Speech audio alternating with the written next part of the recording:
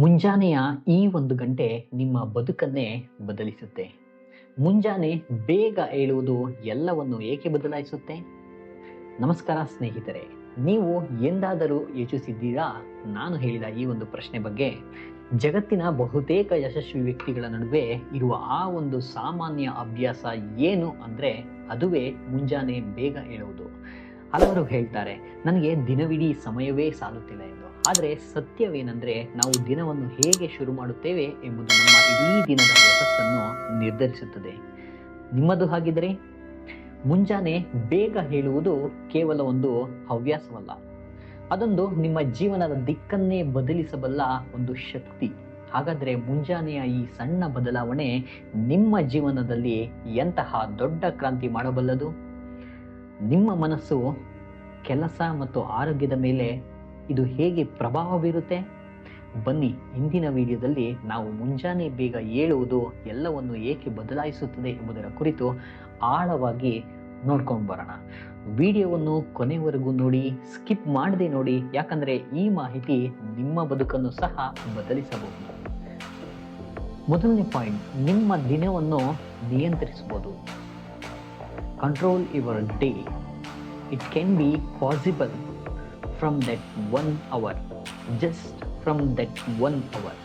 ಹೆಚ್ಚಿನ ಜನರು ಹಗಲಿನಲ್ಲಿ ನಿಯಂತ್ರಣವನ್ನು ಕಳೆದುಕೊಳ್ಳುವುದಿಲ್ಲ, ಬದಲಾಗಿ ಅವರು ಯಾವುದೇ ನಿಯಂತ್ರಣವಿಲ್ಲದೆ ದಿನವನ್ನು ಪ್ರಾರಂಭಿಸುತ್ತಾರೆ. ದಿನದ ಗದ್ದಲ ಪ್ರಾರಂಭವಾಗುವ ಮೊದಲು ಮುಂಜಾನೆ ನಿಮಗೆ ಶಾಂತಿಯನ್ನು ನೀಡುತ್ತೆ. ಅದು ಸಾಧ್ಯವಾಗುವುದು ಮುಂಜಾನೆ ಬೇಗ ಎದ್ದೇಳುವುದರಿಂದ. ಎರಡನೇದು, ನಿಮ್ಮ ಶಕ್ತಿಯನ್ನು ರಕ್ಷಿಸಬಹುದು. Protect your energy. ನಿರ್ಧಾರಗಳು ಮತ್ತು ಗೊಂದಲದ ಮೂಲಕ ಅರಿವಿಲ್ಲದೆಯೇ ಶಕ್ತಿಯು ವ್ಯಯವಾಗುತ್ತದೆ. ಶಕ್ತಿಯು ಬರಿದಾಗುವ ಮೊದಲೇ ಕೆಲಸ ಮಾಡಲು ಮುಂಜಾನೆ ನಿಮಗೆ ಅವಕಾಶ ನೀಡುತ್ತೆ. ಅತಿಯಾಗಿ ಯೋಚಿಸುವುದನ್ನು ನಿಲ್ಲಿಸಬಹುದು. Stop over thinking. ನೀವು ಭಯ ಮತ್ತು ಅಪೂರ್ಣ ಆಲೋಚನೆಗಳಿಂದ ಆವೃತವಾದಾಗ ಅತಿಯಾದ ಆಲೋಚನೆ ಬೆಳೆಯುತ್ತದೆ. ಮುಂಜಾನೆಯ ಸಮಯವು ನಿಮಗೆ ನಿಶ್ಶಬ್ದವನ್ನು ನೀಡುತ್ತದೆ ಮತ್ತು ಮನಸ್ಸು ಅತಿಯಾಗಿ ಯೋಚಿಸುವುದನ್ನು ತಡೆಯುತ್ತದೆ. ಆದರೆ ನೀವು ಆ ಮುಂಜಾನೆ ಆ 1 hourನಲ್ಲಿ ಎದ್ದೇಳುತ್ತೀರ. ಒಳ್ಳೆಯ ಅಭ್ಯಾಸವನ್ನು ಬೆಳೆಸ್ಕೊಳ್ಬೋದು. Build good habits. ಅಭ್ಯಾಸಗಳು ಕಷ್ಟವೆಂಬ ಕಾರಣಕ್ಕೆ ವಿಫಲವಾಗುವುದಿಲ್ಲ, ಬದಲಾಗಿ ದಿನದ ಕೆಲಸಗಳು ಅಡ್ಡಿಪಡಿಸುವುದರಿಂದ ವಿಫಲವಾಗುತ್ತೆ ಅನ್ನೋದು ನೆನಪಿರಲಿ. ಮುಂಜಾನೆಯ ಸಮಯವು ಯಾವುದೇ ಅಡೆತಡೆ ಇಲ್ಲದೆ ಅಭ್ಯಾಸಗಳನ್ನು ರೂಢಿಸಿಕೊಳ್ಳಲು ಸಹ ಸಹಾಯವಾಗುತ್ತೆ.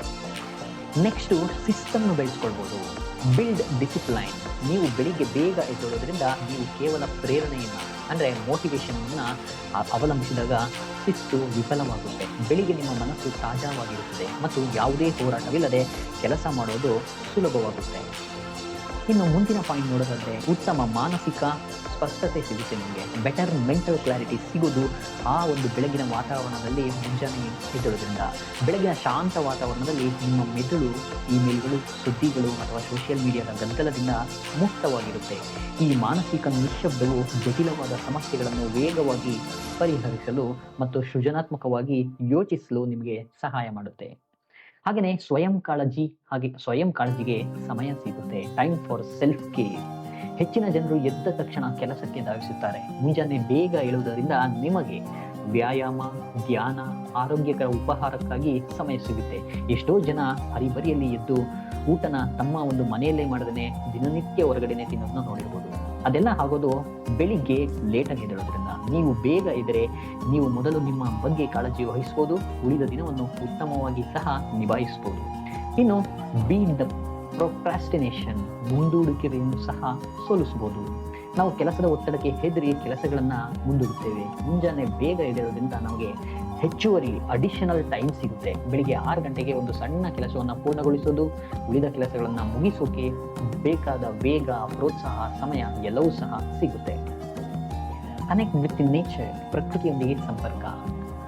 15 ನಿಮಿಷನಾದರೂ ಸಹ ಬಿಸಿಲಿಗೆ ನಾವು ಮೈಂಡ್ ನೊಡ್ಡಿ ಮನಸ್ಸು ನೊಡ್ಡಿ ನಿಲ್ಲಬೇಕು ಅಂತ ಹೇಳ್ತಾರೆ. ಯಾಕೆ ಅಂತಂದರೆ, ಸೂರ್ಯೋದಯವನ್ನು ನೋಡುವುದು ಮತ್ತು ಶುದ್ಧ ಗಾಳಿಯನ್ನು ಸೇವಿಸುವುದು ನಿಮ್ಮ ಒತ್ತಡವನ್ನು, ಸ್ಟ್ರೆಸ್ಸನ್ನು ಕಡಿಮೆ ಮಾಡುತ್ತೆ. ನಿಮ್ಮ ದಿನವನ್ನು ಪ್ರಕೃತಿಯೊಂದಿಗೆ ಪ್ರಾರಂಭಿಸುವುದರಿಂದ ನೀವು ದಿನವಿಡೀ ಹೆಚ್ಚು ತಾಳ್ಮೆಯಿಂದ ಮತ್ತು ಭಾವನಾತ್ಮಕವಾಗಿ ಸ್ಥಿರವಾಗಿರಲು ಸಾಧ್ಯವಾಗುತ್ತೆ. ಸೊ ಫ್ರೆಂಡ್ಸ್, ನೋಡಿದ್ರಲ್ಲ, ಮುಂಜಾನೆ ಬೇಗ ಎದ್ದೇಳೋದು ಅಂದರೆ ಕೇವಲ ಅಲಾರಾಮ್ ಹೊಡೆದಾಗ ಎದ್ದೇಳೋದು ಮಾತ್ರವಲ್ಲ, ಅದು ನಿಮ್ಮ ಕನಸುಗಳಿಗಾಗಿ ನೀವು ಮೀಸಲಿಡುವಂತಹ ಅಮೂಲ್ಯ ಸಮಯ. ಯಾವುದು? ಮುಂಜಾನೆ ಬೇಗ ಎದ್ದೇಳೋದು.